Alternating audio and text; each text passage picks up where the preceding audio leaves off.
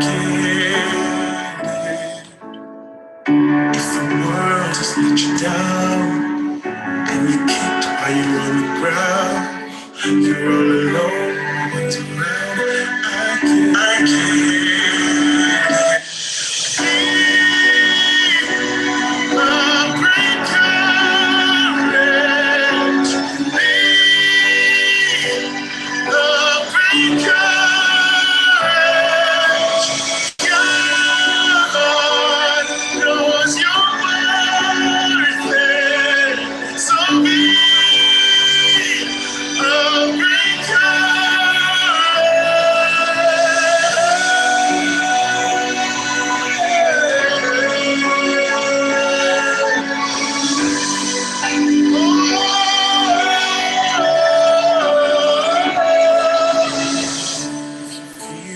Letting go, one thing you should know, there's a hope that won't let go.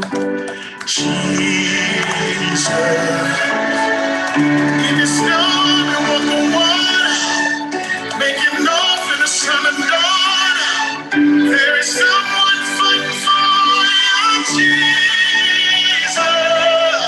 So be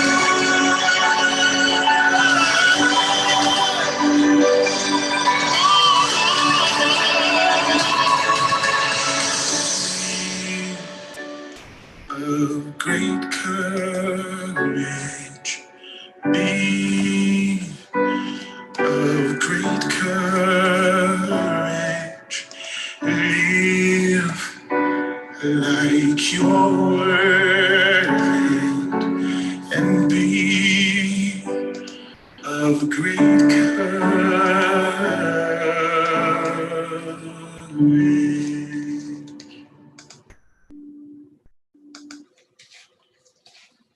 Well, good morning, everyone. Be of great courage. That was by Music and Larry by Larry James Walker. Give me 1 second here to bring everybody into the room.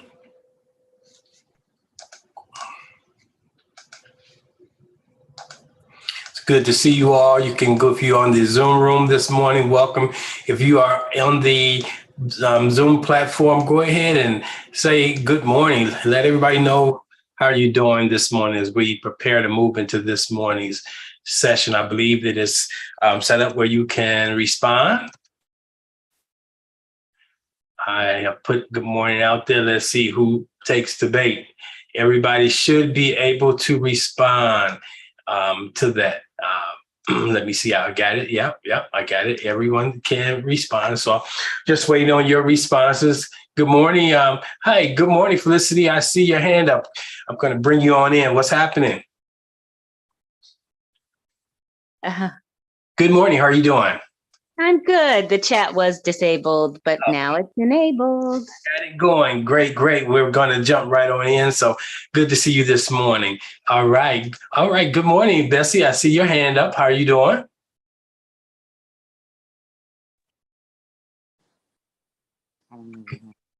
You're kind of mute. You're kind of low there. What are you saying?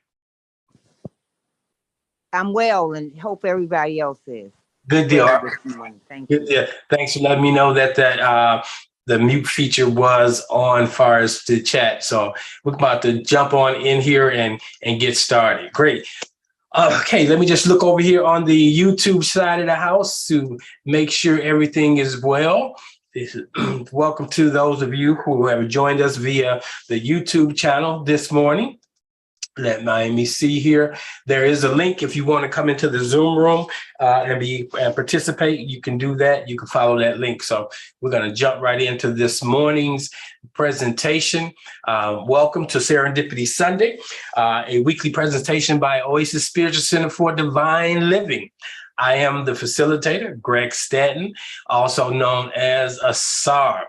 Thanks for joining. A couple of logistical things I like to go over each Sunday. First of all, if you're tuning in via YouTube, please hit that subscribe button, followed by the notification bell. Don't miss out. Yes, what I mean is, as I send out information regarding maybe I'm got a hot topic I'm going to be talking about, and you want to be in part of that live presentation, you will be able to get on board. Also, make your comments in the chat session. If I don't have the opportunity to engage you during the actual live, I will circle back and address your comments and questions. Now, if you're out here and you have all the answers, this is not the place to be. If you're here this morning because you believe something serendipitous will be presented to you and you're open to receive, you're in the right place. For my Zoomers, welcome. Make sure that you utilize all the chat functions and features that are available to you.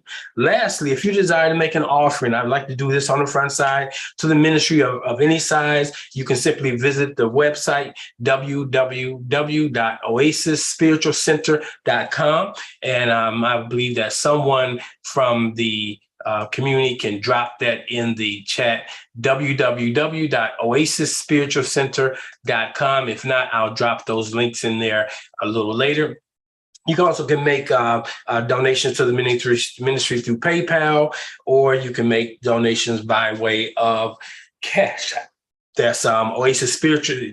Cash App is the cash sign Oasis Spiritual Center, all one word. Or you can use the phone number 708-368-1076. I pray things are well with each of you as you join in this morning. Well, let's go into today's message entitled Turning Over a New Leaf, subtitle, The Courage to Be Vulnerable. Yes, the courage to be vulnerable. That's really, I really want to deal with this morning for a variety of reasons. If you want to show up great, if you want to take your life to the next level, you must be willing to address vulnerability, and you must also stand inside the courage that it takes to be vulnerable. So what is it that you would be doing right now if you had the courage to do it, the courage to be vulnerable? What would you be doing? Far too many people that I know are living madly mediocre and mundane lives. What I mean by that, they are just doing what is I consider safe. They've taken the road of least resistance. They're following the crowd. Vulnerability is often behind our attempt to appear as if we know, to appear as if we're doing well, to appear as if everything is all right, when you know good and well that everything isn't all right. You're not where you want to be. You're not expressing in life how you would love to express. You haven't said what you really want to say. Many people don't stand in their voice because they are afraid of being vulnerable. Okay. Or sometimes we will say all is well, when we know it's just the opposite. So we want to kind of be honest this morning and look into that. So let us turn over a new leaf this fall by confronting our fears, by looking at our comfort level when it comes to being vulnerable. How vulnerable are you? That's what I want you to think about this week, turning over this new leaf. This morning, I want to pull you into this dialogue around courage and vulnerability. Two words this morning. This week, I want you to really contemplate on that. Those words are courage and vulnerability. First, we need to know right off the bat, what is courage? What is vulnerability? Right where you are this morning, is there anybody coming out this gate this morning willing to take a stab at defining courage? If you are, just raise your hand. If there's somebody out there wanting to take a stab at defining courage, well, for the sake of time, I'm not going to push it, but I'm going to say, oh, Felicity, good. Go ahead, Felicity, you have the mic. I would say courage is boldness. And I was just reading this morning about how when we encourage other people, we give them the strength to be more courageous. That's true. That's good. That's good. And I want to give you a star for raising your hand and coming forward, because that was an exercise that I just gave everyone. I just wanted to see many people, you had that pit in their stomach, because I know everybody on this list that I'm seeing here is aware of what courage is and can define courage. But because I asked you to publicly come forward and take a stab at it, you had this hesitancy. That hesitancy that you all may have felt is an example of vulnerability, getting in the way of you courageously responding. Thank you, Felicity. Part of Felicity's ability to respond courageously is because she's on these platforms all the time. She's leading conversations.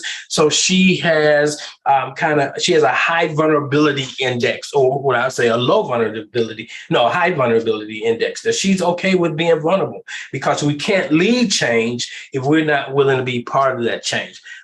Felicity, thank you very much for that. Awesome. Good.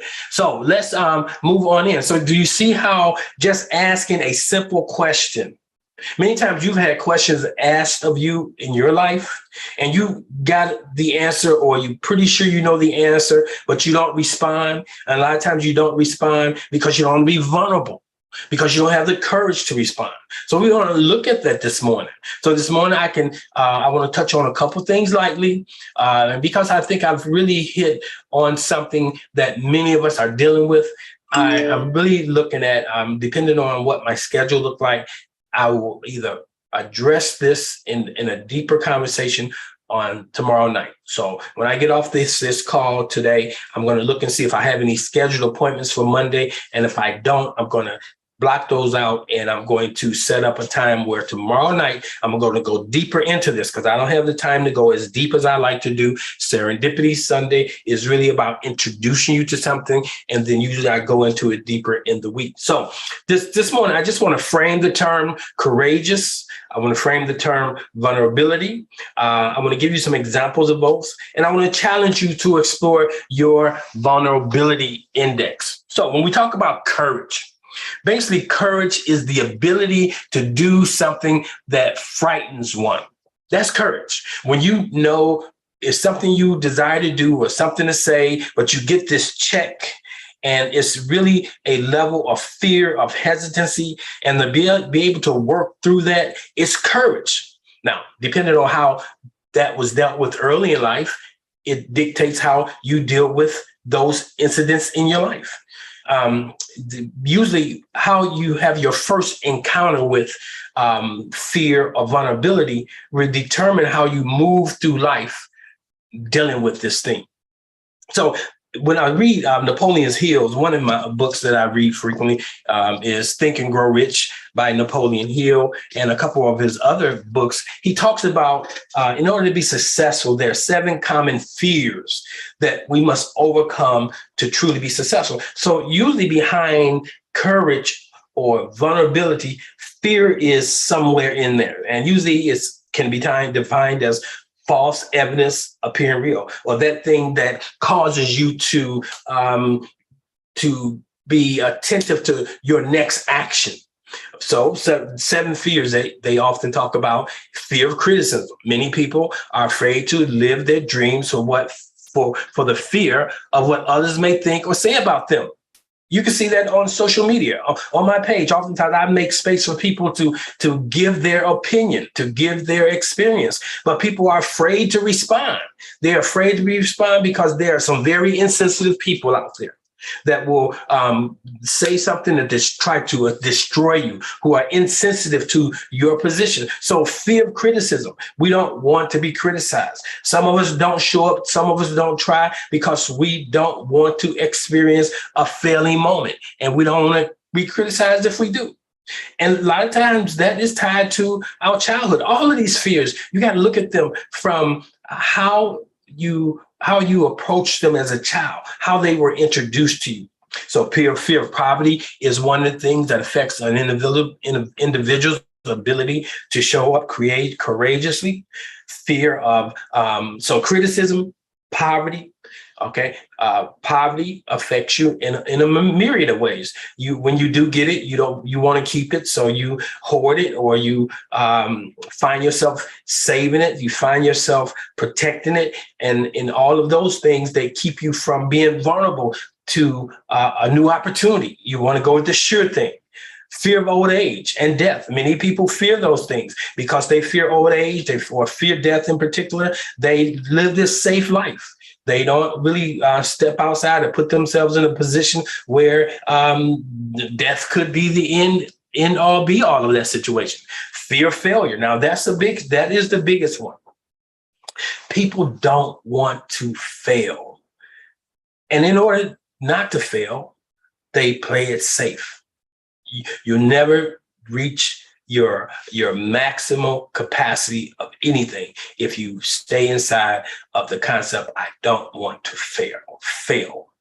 Fear of offending others. Now, that's a big one for many people, especially if you grew up in a family of origin, or you grew up with parents or religious figures had influence on you, and you don't want to offend them.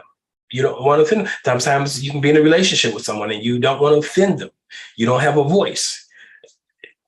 Fear of looking foolish. All of us can go back to grade school, and we can find a situation or a circumstance that you observed someone who had did something and they looked pretty foolish, and they were the dozens for the rest of their junior high years. They were talked about. It wasn't until they got away and went to high school and had a new set of friends, a new environment. And so sometimes some of the things you've gone through in childhood, only way you're going to break away from them is by getting away from that environment.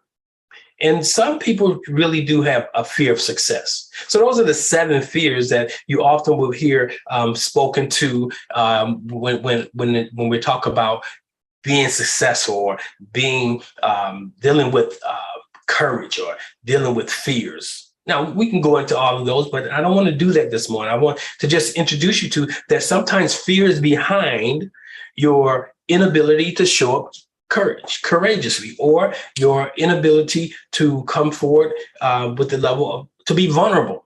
Sometimes you may have a boss who is just a terrible person, and you don't want to make a mistake because you know they're going to lay in on you, or they're going to not only give you a bad evaluation, but they lose faith in you. So you say, I want to keep faith. So you don't stretch it. You've been in a work environment that's toxic. You've seen what happened to people who try to be creative or step outside the box or present a new idea. They get eaten up. So you don't want to be vulnerable to that, unless you just have the strength of character to be courageous and go for it. So courageousness is something we need to begin to address. This morning, I want to focus on the vulnerability, particularly. There's a person by the name of Brene Brown.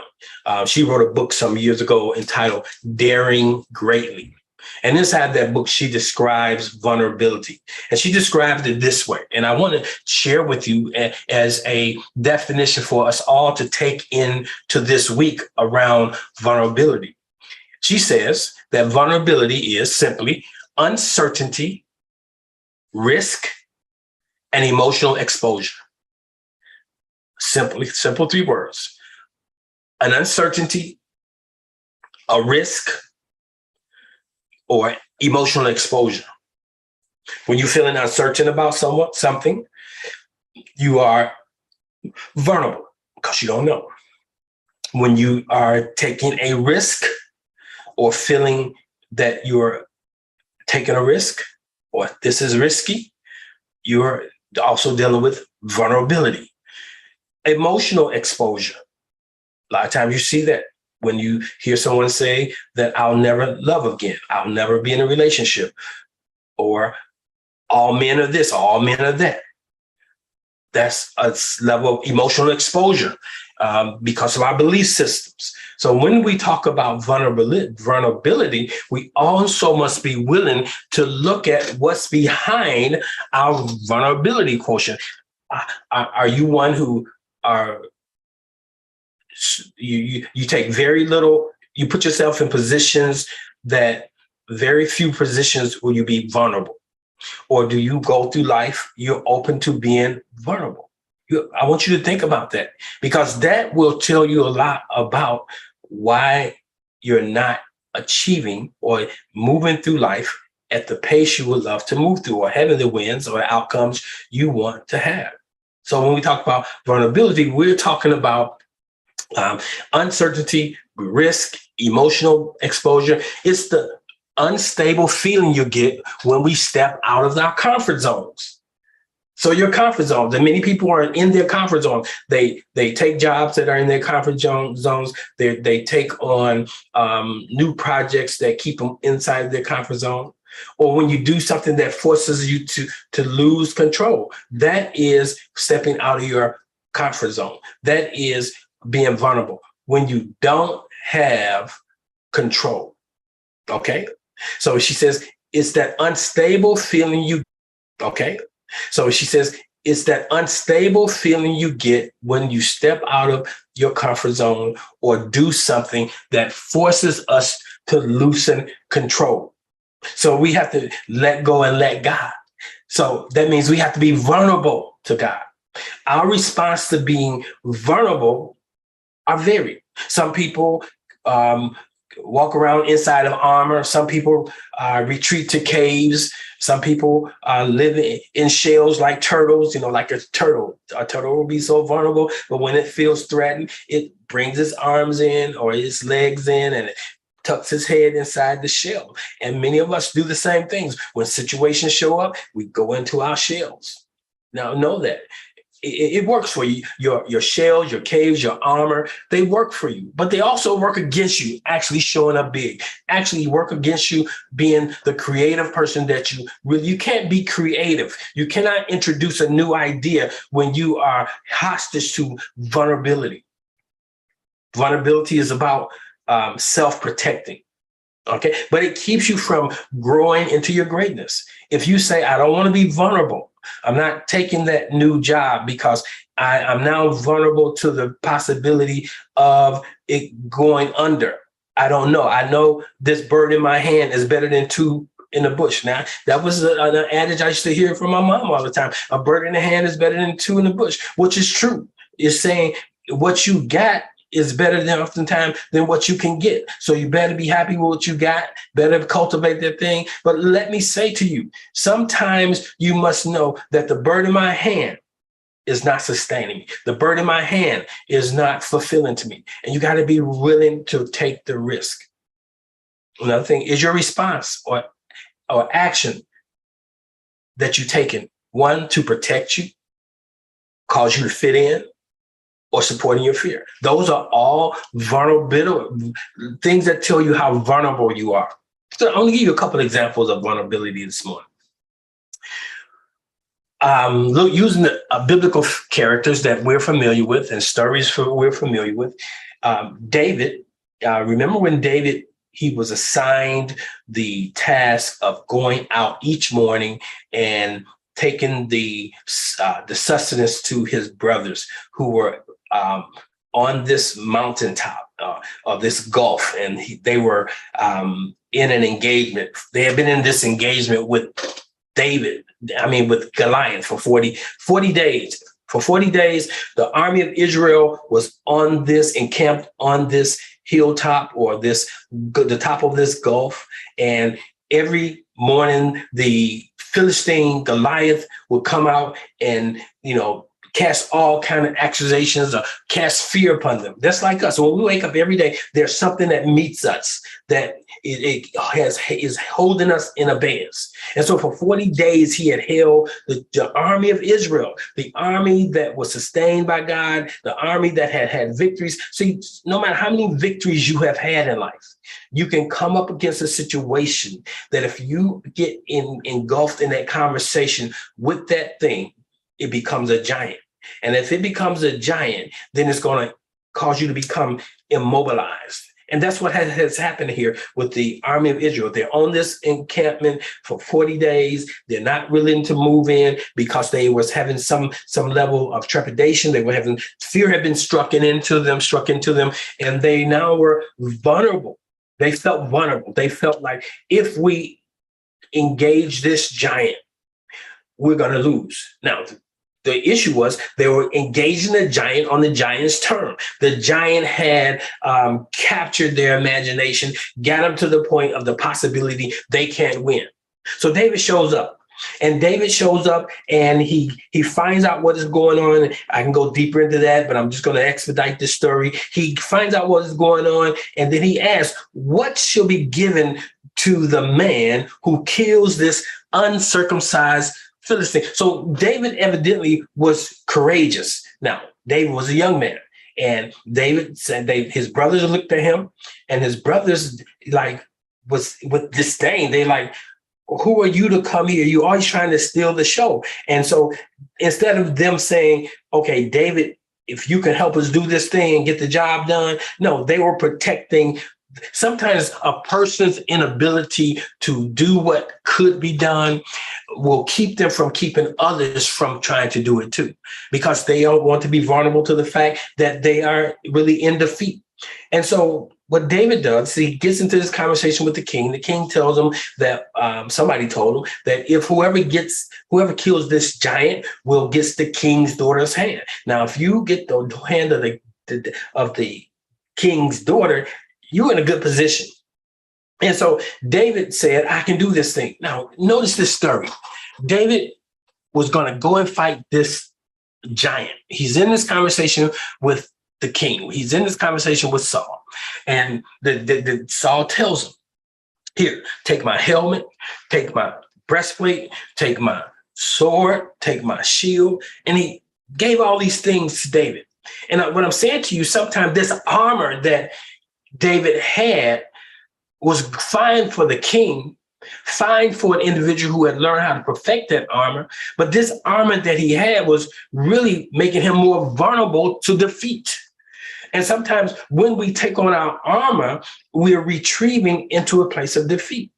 And so what David said, no, I can't use any of that stuff. I'm going to use the stuff that I've been accustomed to using, things that I have perfected. So when you perfect something, the more perfected you are in a thing, your vulnerability index decreases from the place of your courage increases and fear dissipates. But many times we try to go into things just by saying, I want to do it, but we don't prepare ourselves. So preparation is a way for you to overcome the feelings of vulnerability, of the possibility that I won't win or I won't get the outcomes. There are some things you can do to get the outcomes. David had perfected, allowed life experiences while he was a sheep herder, while he was out in the wilderness, taking care of the livestock. When lions, tigers, and bears on mine showed up, he was able to subdue them. When the bear would get the livestock, he was able to subdue it. And so he was able to come up with a way of subduing the things that natural men couldn't overtake.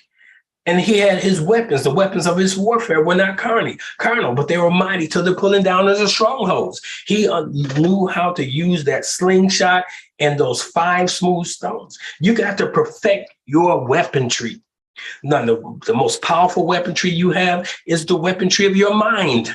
But we don't know how to use our minds. We allow our minds, our real estate, to be squatted in by things that people project on you, belief systems that you hold on to that are debilitating, that are take away your ability to be courage, that strike up fear in you. And we got to work on all that.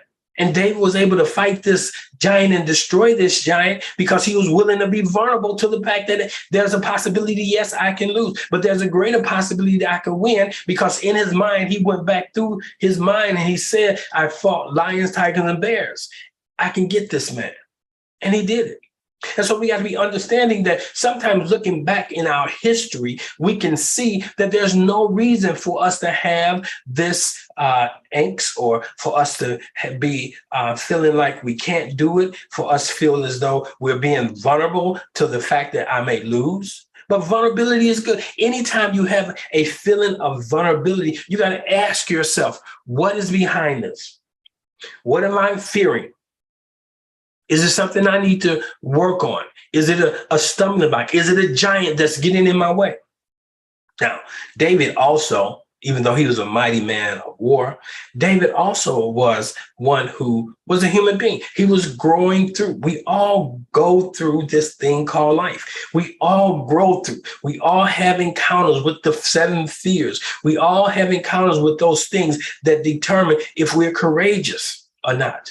And so David had the king after him. Saul was after him. Early in Saul's coronation, it was told to him that, hey, you're not going to be the king through eternity. You could have had the kingship for your whole life, but he did something, and as a result of him doing something, he was a lame duck king. He was a king, but all his life he knew this young man named David was was next in line. And so there came a point where Saul was so anxious about it, he lost his mind and he wanted to kill this young dude. As if I killed David, then the kingship will be mine until I die. Now, check this out. David knew he was to be king. Sometimes you can know you have greatness, but you can also have some feelings of vulnerability, vulnerable to the fact that I possibly can lose. Okay. Vulnerable to the fact that I'm going up against the people's choice. Saul was the people's choice. And so we have to be careful that we don't allow the realities of our lives to get in the way of us going forth, cause us to be reactionary. So we have to know that whenever you get that unstable feeling, okay, that you're stepping out of your comfort zone, you know you're dealing with courage and vulnerable. So I'm talking about vulnerability, but when we talk about courage, you can't have courage unless you're willing to address the things that cause you to be vulnerable. Because when you know what vulnerability is, then you know why you're not being courageous. So we got to show up. So it's that gut feeling you get that causes you to feel unstable, and you know that it's a thing of courageousness. Your courageousness is being challenged. Or you're you got to do something that you don't have control over. Like many people don't want to get into relationships, or they get into a relationship, they put all these controls there, But true relationships is not dictated by controls. When you are in love, is something you can't control.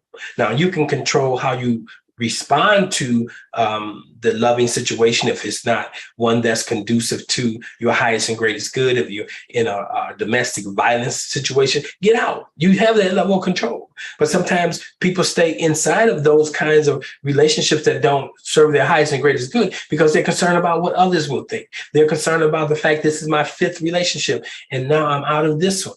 And you're concerned about failure, the appearance of failure. Now, all of those things you got to be willing to. If you want to be great, you got to be willing to pay the price. And sometimes the price is having 5 learning experiences. Very few people tell you about their losses, their learning experiences.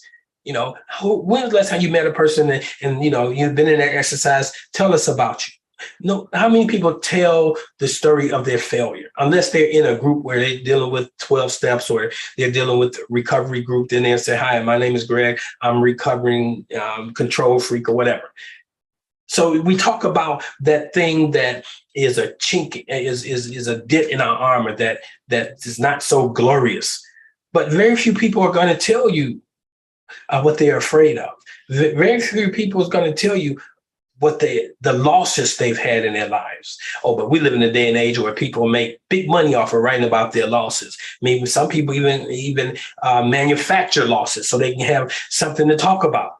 But I'm talking about those individuals, and all of us have those things in our lives that we can consider moments of shame. We can consider them moments of losses that we don't really want to talk about, that we don't go into. David had one.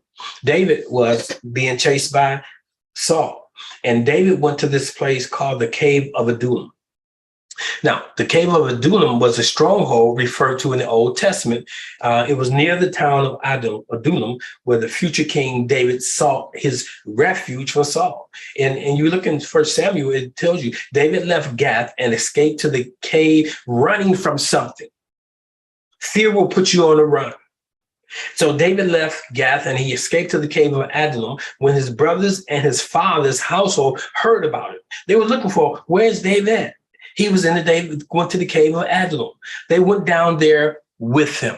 All those who were in distress or in debt or discontented with life gathered around here. There was like 400 men that gathered around David that was discontented, in debt, in distress. They were at a place where they was broke, busted, disgusted. They was hiding. Okay. But he became their leader. It was about 400 men, and they're known as David, mighty men of valor. Sometimes your losses, the things that have you on the run, are running you to your destination. And so don't be so quick to count a loss as a loss. Every setback can be looked at as a setup for you to come up. So it's a stepping, when you go through things, when you have failing moments, they are stepping stones. They are stones to get you to your expected end, that develop you. That now here, David, he's on the run. He doesn't have an army. And now he gets into the cave of Adullam and he is encouraged. When he looks around, something inside of him said, wait a minute, this can't be. And he probably gave them a pep talk, and he probably had them deal with the issue of fear, had them deal with the issue of being courageous. Come on, he had them deal with their stuff, and he brought them out the cave. And they were known as David's mighty men of valor. And so you can always retreat to your cave, but don't stay in your cave. You can go in your shell, but don't stay in your shell. When you feel as though you are vulnerable, it's okay to retreat. But ask yourself, what's behind it? Is this false evidence appearing real? Do you have the stuff to do the thing you've been designed to do? You've graduated from college. You've had your internship. You are ready for it. But you're hesitant. You're hesitant because it's a new step. You're hesitant because now you're on the court. You got to get on the court of life. Too many people are playing the game from the stands. Anybody can be a armchair quarterback. Anybody can say what they would have done. But until you get on that field, listen, until, like Mike Tyson says, until you get hit in the mouth, you ain't never boxed. Come on, anybody can say what they could do, would do. The courageous person is the one who was in the ring and got knocked out. You can laugh at them all you want, but they had the audacity to do something that they thought they could do. Everybody that got in the ring with Muhammad Ali thought they could beat him. But little did they know, he had already defeated them by his words. He was like this giant Philistine. He had a mouth that projected onto people their laws. And so there's some things we need to learn. Your words not only can help you, but they can hurt your enemy.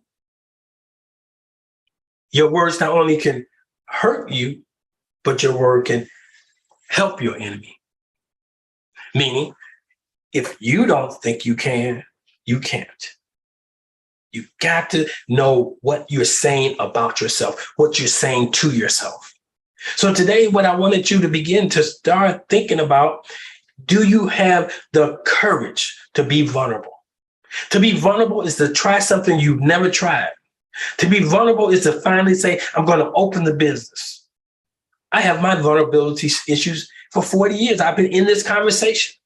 And then this last 15 years has been a great cave to be inside of the virtual world, to just deal with people from behind the screen. It's been a comfortable place because I didn't have to deal with a lot of stuff that when you're dealing with people on a one-on-one or in a face-to-face kind of setting, in a church setting, I didn't have to deal with that.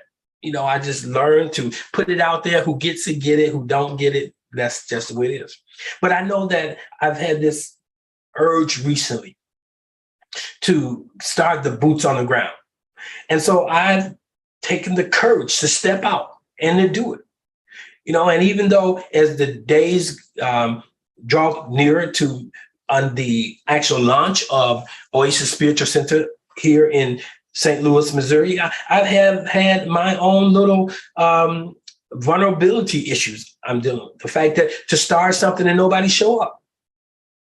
What does that look like? What does that feel like? Maybe you don't know what it feels like, what it look like. Well, maybe you've been on Facebook and you made a post and nobody responded to it. How did that feel? I know we make posters and people say, I post, I don't go for likes, but most people post things, you put on your nicest outfit, you post a picture up and nobody responds to you. How does that feel? So we all have things that we encounter that causes us to feel what vulnerability is all about. So as I started the new ministry, I can be vulnerable to individuals looking and saying, oh, nobody showed up, or vulnerability even on Facebook or YouTube. When I started my YouTube channel, when I first started, nobody was on the channel. I was vulnerable, but now I'm right at almost 800 people. My goal is to get to 1,000. That means nothing to somebody who got maybe 20,000 people on their YouTube channel, but they didn't get it overnight. So don't measure yourself against other people, especially when you are not where they are. Too many times our vulnerability is really steeped inside of our own self-talk, our own limitations. People think you're great, but you don't think you're great. If you don't exude greatness, then those who think you're great will say, well, they must not be great. They're a one-hit wonder. So I want to challenge you this week. I want to challenge you this week to understand the difference between, or to understand what it means to be courageous, what it means to be fearless, what it means to face your fears, what it means to use vulnerability, your feelings of vulnerableness, or to be vulnerable as a sling to project you into greatness. So this morning, I want you to know that we all are called to be courageous, to be of good courage. We all are humans and we all have vulnerability. We all have shells, or we all have caves, or we all have that place where we retreat to. But as we move into this fall season, turn over a new leaf. And that new leaf being willing to be courageous. That new leaf is willing to be vulnerable. Now, don't just be foolishly vulnerable, but be strategically vulnerable. To use your vulnerability index to let you know, okay, why am I feeling uncomfortable about this? What is about this risk that I must deal with? Somebody said, Betty, thanks for sharing. I have a cave myself in embarrassment. Don't know how to move forward. Don't know whether to go left or go right. Stuck in vulnerability. And there is no one around me that is somewhat spiritual like myself. So I have just been quiet. Thank you for being transparent. Thank you for sharing that. Thank you for being vulnerable. This is a safe space where you can make that kind of comment. And now what I want you all to know, that Oasis Spiritual Center for Divine Living is that cave of Adullam. It's that place where people of greatness can come to and can retreat and can say a statement like that, which Betty just made, and not get beat up or not be met with others who are just as vulnerable, but will take this as an opportunity to tell them that, not give her what she needs, but massage their own ego. It's part of your growing experience. We all are vulnerable when it comes to our spirituality. Many individuals are still held hostage to what mama's going to think, what their neighbor's going to think, what the old church is going to think, because they have found that what they've been given is not working for them, but you still hold on to it because you're not willing to be vulnerable and let it go and trust God. People ask me all the time, how did you get where you are? Because when I was 12, I stated to God as I knew it, that I wanted to know him. I wanted to know it. And as a result of that, I was put into some situations that I had to trust. I was vulnerable For a long time, for 20 years, I preached, I pastored the church, and I wasn't standing in my voice because I wasn't willing to be vulnerable to stand up and say what I knew was the truth, because I would have been ostracized. That was my livelihood for a period in my life. But then when I began to go, when I went back to work, now I feel like I can stand in my truth because I'm not vulnerable to, see, sometimes we don't do what we need to do, what we know we should do, because the outcomes can cost you. But Betty, we're going to have a conversation about that. Somebody else, Linda, says, you are part of this ministry with Minister Asar, Betty. No, you have family here. All right. Thank you, Linda, for encouraging. There are so many beautiful, motivational, spiritual souls here. Please reach out. All right, good. So that's the kind of encouragement I want to see happening here. Sometimes your losses are guiding you to your destination, resonating with this teaching. That's Linda. Yes, there is no such thing as a loss. There's always a learning moment. All things, the word says, all things work together for the good of those who love the Lord or the law and are called according to his purpose. Trust the process. Every loss isn't a loss. You can gain in life. If you lose it, you can win it. Come on now. Blessings. So I want to encourage you guys. So what I'm going to do now, I'm going to take a moment and step back and go into the green room. So if you're with us this morning, let me check over here on the YouTube channel and see if there's any feedback. I don't see any feedback. I don't know if my screen is actually showing what's going on the YouTube channel, but I don't see anything over there. And I know you may have some questions. Somebody might want to have a dialogue. I'm going to do that this morning. So I'm going to give you a couple minutes to frame your question or your comment. And while I do that, I again want to encourage you. If this ministry, yes, it is a ministry. It's not a church. It's a ministry designed to help you get to the place of mastery of life. It's a place you can come to be polished. A place you can come to hide. It's a place you can come to be who you are, to express as you are. If it's a blessing to you, sow a seed to this ministry. And you don't sow because of greed or because of need. You're not sowing because you want to get something. You're sowing because you're in alignment. You're sowing because you have gotten something. And if that's the case, you can go right to the website, www.oasisspiritualcenter.com. Go to the giving tab. You'll find all the platforms by which you can get what's in your hand into this ministry. And I thank you. So I want to lift up right now those who are sowing a seed into this ministry.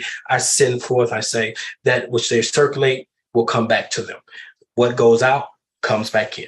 Little goes out, little comes back. Much goes out, much comes back by faith. Awesome. Let's see if we got any questions this morning or any comments. So if you got a question, go ahead and raise your hand. Let me make sure, look over here to see if there's any hands raised.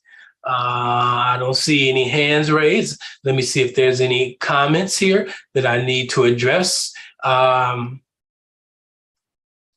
does age affect your courage? Come on now. That's a great question. Remember, I talked about fear of getting old. Age affects your confidence in this way, or your courage in this way. If you've been doing it for 20 years and haven't been successful, that's age, 20 years later, and you don't see the success, there's a possibility that you don't want to become more vulnerable and have another loss, that you just stop. You can say, I've been doing this for years. Just me. Look at Moses. Moses was in the wilderness for 40 years, and he was tired of coming to this stick-necked people, and they threw him off. He had an emotional response, and when God told him to hit the rock, to speak to the rock, he actually hit the rock in frustration. So sometimes time causes us to become frustrated. We may say we'll go through the motion, but we don't expect any motion, because for 20 years, that's why history is not always advantageous, unless you're looking at every year that I've done this, I can see growth. Every year that I've done this, I've tried this way, I tried it that way. And now the value of that is I don't need to try it that way no more. I'm going to try it a new way. So when we talk about age, you have to be present to right here, right now. But you also have to take the gift of the experience into the present of this moment. But then you must be willing to move. See, this is where we mess up. We make decisions solely based on experience. We make decisions solely based on what the book says. But the word of God says that we must be moved. How? By our intuitive self. We must be guided by the Spirit. So in order to overcome your personal vulnerability, you must learn to walk in God. The word says, I am the one, I and the Father are one. When we have a oneness of being, you can't lose. You can't lose. Awesome. Affirming scriptures like 2 Timothy 1:7 over ourselves is helpful. Betty says, I've been up and down with hatred towards certain people that I have had in my life, and I'm ready to let go, but it seems to still be lingering around. I want to love for real, godly love, and be happy with all. How do I get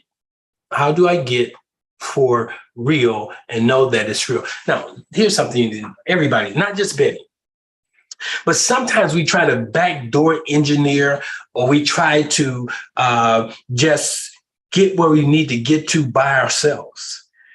The word says there's safety in a multitude of counselors. Sometimes we must take on a professional or an individual who can help us get to our expected end.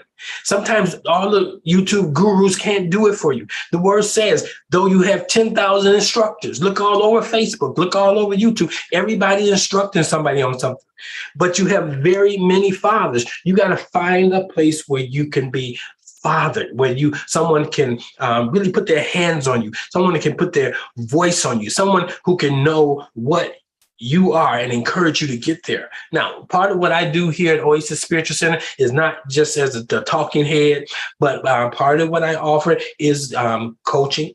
Some of my coaching, I have two levels to my coaching. There's those who are part of the ministry, who are those who support the ministry consistently. Then they get a certain level of coaching just by being in relationship with me. But when you want to get on the court and do the real work, you may need to engage me or someone like me in a real coaching relationship. Sometimes a coaching relationship is all you need. Sometimes you need a therapeutic relationship. You may need to talk to a psychologist. You may need to talk to a therapist, get things, a level of peace, and then work through that stuff. So it starts this week with a conversation with yourself. Not you, Betty, but everybody. What am I fearing? What is it getting in the way of me showing up courageously? Some of you are not in the wonderful relationships because you are afraid and you don't want to be vulnerable. You've been hurt so many times, so you don't want to be vulnerable. You don't want your girlfriends to look upon you. Just like this week with Nia Long, that whole situation. The guy she's in a relationship with, he had a situation. And everybody putting their mouth on it, that's his stuff to deal with. It's sad that he made that decision, but it doesn't make Nia look bad. But she could take that on and say, I'm vulnerable now to people evaluating my decision as to being in a relationship. And that's the worst thing she can do. She needs to stay in a personal relationship with this man. Now, if he's violated her to the place where this is a straw, then she makes that decision. But let it be, because in all of your lives, make your decision. Leave that job. Leave that person. Stay with that person. Stay with that job. Go down a new path based on what represents your highest and greatest good. You got to get away from the crowd. You can't be a crowd pleaser and make it to the top of the mountain, because it's something you're doing that's going to compromise your relationship with somebody else.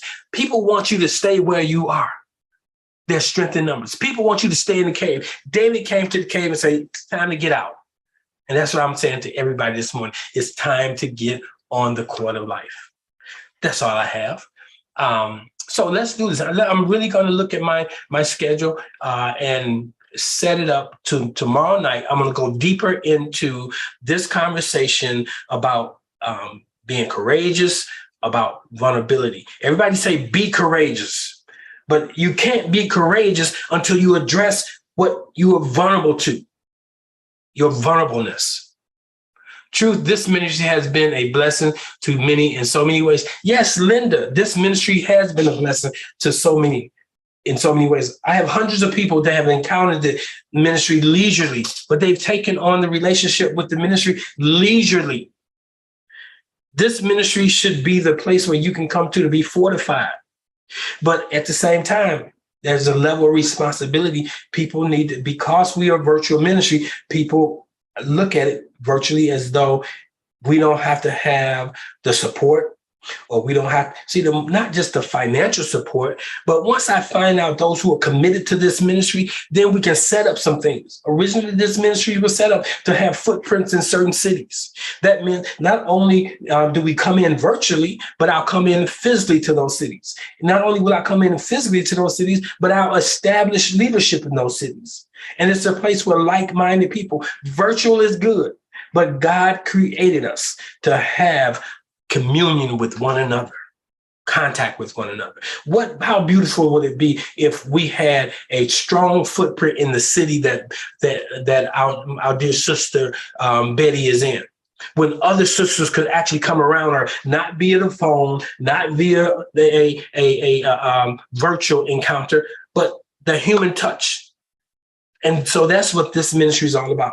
So I'm stepping outside of my comfort zone. I'm placing myself in a level of vulnerability. When I committed to 6 months with the hotel, I committed based on my money. I committed based on what I knew I'm called to do. I walk by faith, not by sight. So Alan, when you asked about age is walking by sight. We got to walk by faith. You're best equipped to do what you do. Matter of fact, the older you get, the more equipped you are. And time is now. Excellent. That's all I have this morning. I hope something has been said that's been uplifting and encouraging. Will you guys join me tomorrow? Look for the email that'll come out and I'll get it to you. So I'm going to leave this morning with the song that we came in on. And that song was a song sung by a brother by the name of Larry James Walker III. And it's entitled Of Great Courage. So listen in to this song. I'll drop the links in. Be of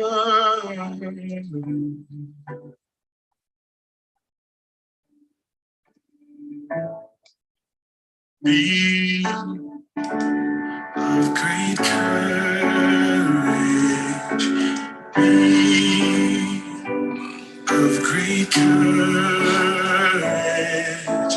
God knows you're worth it.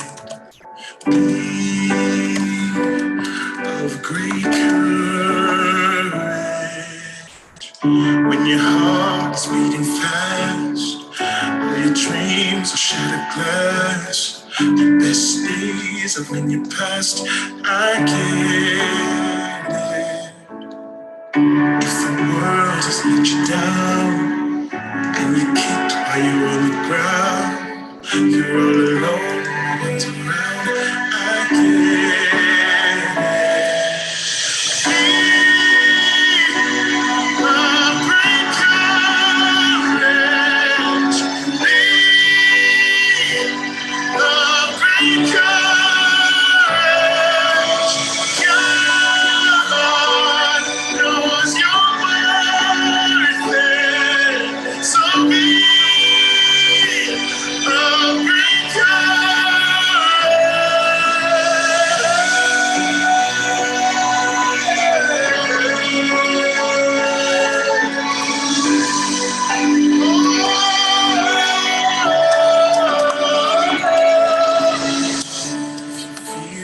Letting go, one thing that you should know, there's a hope that won't let go.